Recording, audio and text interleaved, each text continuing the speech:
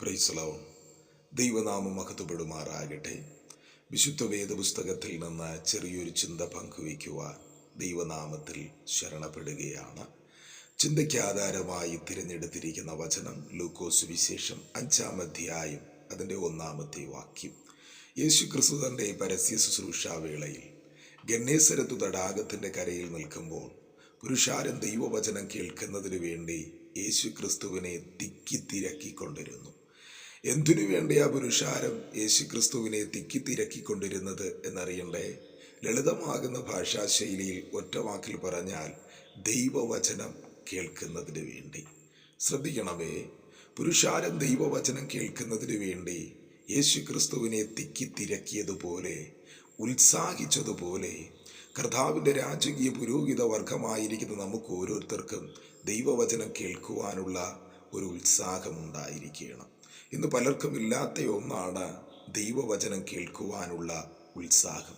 പണ്ട് കാലങ്ങളിൽ സുവിശേഷ യോഗങ്ങൾ നടക്കുമ്പോൾ കിലോമീറ്ററുകൾ താണ്ടി ദൈവവചനം കേൾക്കുന്നതിന് വേണ്ടി കടന്നു പോകുമായിരുന്നു. എന്നാൽ ഇന്ന് ദൈവവചനം കേൾക്കുവാനുള്ള എല്ലാ സാഹചര്യമുണ്ട് എങ്കിൽ തന്നെയും പലർക്കും ദൈവവചനം കേൾക്കുവാനുള്ള ഉത്സാഹമില്ല. ഈ ഉത്സാഹമില്ലായ്മയാണ് പലരുടെയും വീഴ്ചയ്ക്ക് കാരണമായിക്കൊണ്ടിരിക്കുന്നത്. യേശുക്രിസ്തു തൻ്റെ പരസ്യ ശുശ്രൂഷാവേളയിൽ തന്നെ അനുഗമിച്ച വ്യക്തി ജീവിതങ്ങളോടായി ഇപ്രകാരം വിളിച്ചു പറയുകയുണ്ടായി: നിങ്ങൾ തിരുവെഴുത്തുകളെയും ദൈവശക്തിയെയും കുറിച്ച് അറിയായികയാൽ തെറ്റിപ്പോകുന്നു. എന്തുകൊണ്ടാ തെറ്റിപ്പോകുന്നത് എന്നറിയണ്ടേ? ലളിതമാകുന്ന ഭാഷാശൈലിയിൽ ഒറ്റ വാക്കിൽ പറഞ്ഞാൽ തിരുവെഴുത്തുകളെയും ദൈവശക്തിയെയും കുറിച്ച് അറിയായിക കൊണ്ട്. ശ്രദ്ധിക്കണമേ, വചനമാകുന്ന ക്രിസ്തു നമ്മുടെ ഉള്ളിലുണ്ട് എങ്കിൽ നമ്മെ തെറ്റിക്കുവാൻ ഒരു വ്യക്തിക്കും ഒരു ശക്തിക്കും സാധ്യമല്ല. ആകയാൽ ഈ ദിവസങ്ങളിൽ വചനത്തിൽ വേരൂന്നിയുള്ള ഒരു ജീവിതത്തെ കാഴ്ചവെക്കുവാൻ ദൈവം നമ്മെ ഏവരെയും സഹായിക്കട്ടെ എന്ന് ഞാൻ ആത്മാർത്ഥമായി ആശംസിക്കുകയും പ്രാർത്ഥിക്കുകയും ചെയ്യുകയാണ്. തുടർന്ന് നാം എബ്രായ ലേഖനം 2-ാം അധ്യായം അതിൻ്റെ 1-ാമത്തെ വാക്യത്തിലേക്ക് നമ്മുടെ ശ്രദ്ധയെ തിരിക്കുമ്പോൾ, എബ്രായ ലേഖനത്തിൻ്റെ എഴുത്തുകാരനായി കരുതപ്പെടുന്ന വിശ്വപ്രസിദ്ധനായ പൗലോസ് ഇപ്രകാരം വിളിച്ചു പറയുകയുണ്ടായി: അതുകൊണ്ട് നിങ്ങൾ വല്ലപ്പോഴും ഒഴുകിപ്പോകാതിരിക്കേണ്ടതിന് കേൾക്കുന്നത് അധികം ശ്രദ്ധയോടെ ഹൃദയത്തിൽ കരുതിക്കൊള്ളുവിൻ. ശ്രദ്ധിക്കണമേ, ഒഴുകിപ്പോകുവാൻ സാധ്യതയുള്ള ഒരു ലോകത്തിലാണ് ഞാൻ നിങ്ങളുമായിരിക്കുന്നത്. ദുരുപദേശങ്ങളിൽപ്പെട്ട ഒഴുകിപ്പോകാതിരിപ്പാൻ, പ്രലോഭനങ്ങളിൽപ്പെട്ട ഒഴുകിപ്പോകാതിരിപ്പാൻ, പ്രശ്ന പ്രതിസന്ധികളിൽപ്പെട്ട ഒഴുകിപ്പോകാതിരിപ്പാൻ, പരീക്ഷകളിൽപ്പെട്ട ഒഴുകിപ്പോകാതിരിപ്പാൻ ഞാൻ നിങ്ങളും ദൈവവചനം ശ്രദ്ധയോടെ കേട്ട് ഹൃദയത്തിൽ കരുതി വയ്ക്കുവാൻ തയ്യാറാകണം. ഒന്നുകൂടെ ഞാൻ ആവർത്തിക്കട്ടെ, ദൈവവചനം ശ്രദ്ധയോടെ കേട്ട് ഹൃദയത്തിൽ കരുതി വെച്ചാൽ മാത്രം പോരാ, നാം നാൾതോറും കേൾക്കുന്ന ദൈവവചനത്തോട് നമുക്ക് ചില കടമകളും ഉത്തരവാദിത്വങ്ങളും ഉള്ളതായി വിശുദ്ധ തിരുവെഴുത്ത് നമ്മെ പഠിപ്പിക്കുന്നു.